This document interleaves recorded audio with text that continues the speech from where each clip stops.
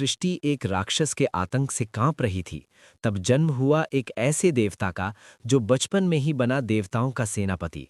लेकिन क्या आप जानते हैं, उनका जन्म किसी सामान्य तरीके से नहीं हुआ था। बहुत समय पहले एक शक्तिशाली असुर था, तारकासुर। उसने कठोर तपस्या करके भगवान ब्रह्मा से वरदान पाया कि उसकी मृत्यु केवल शिव के पुत्र के हाथों ही होगी। लेकिन समस्या ये थी कि भगवान शिव तपस्या में लीन थे और माता सती के वियोग के बाद संसार से दूर हो चुके थे। तारकासुर ने तीनों लोकों में आतंक मचा दिया। देवता घबराकर भगवान ब्रह्मा और विष्णु के पास पहुंचे। देवता घबराते हुए, प्रभु, तारकासुर का अंत कैसे होगा? ब्रह्मा जी, केवल शिव का पुत्र ही उसका वध कर सकता है।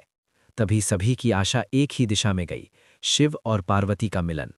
माता पार्वती ने कठोर तपस्या की, वर्षों तक केवल भगवान शिव को पाने के लिए।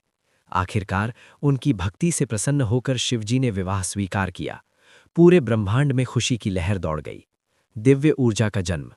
विवाह के बाद भगवान शिव की दिव्य शक्ति से एक तेजस्वी अग्नि उत्पन्न हुई, लेकिन वो ऊर्जा इतनी प्रचंड थी कि कोई भी उसे संभाल नहीं पा रहा था।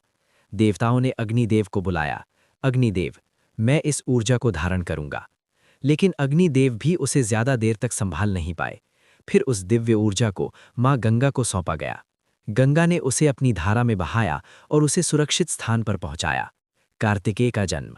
उस दिव्य ऊर्जा से जन्म हुआ एक अद्भुत बालक का, 6 मुख वाला तेजस्वी बालक, कार्तिकेय। उसे 6 कृतिका नक्षत्र की देवियों ने पाला, इसलिए उनका नाम पड़ा कृत्तिका पुत्र। कम उम्र में ही कार्तिकेय ने अद्भुत शक्ति और ज्ञान प्राप्त किया। उन्हें देवताओं का सेनापति बनाया गया। कार्तिकेय ने युद्ध भूमि में प्रवेश किया। भयंकर युद्ध हुआ।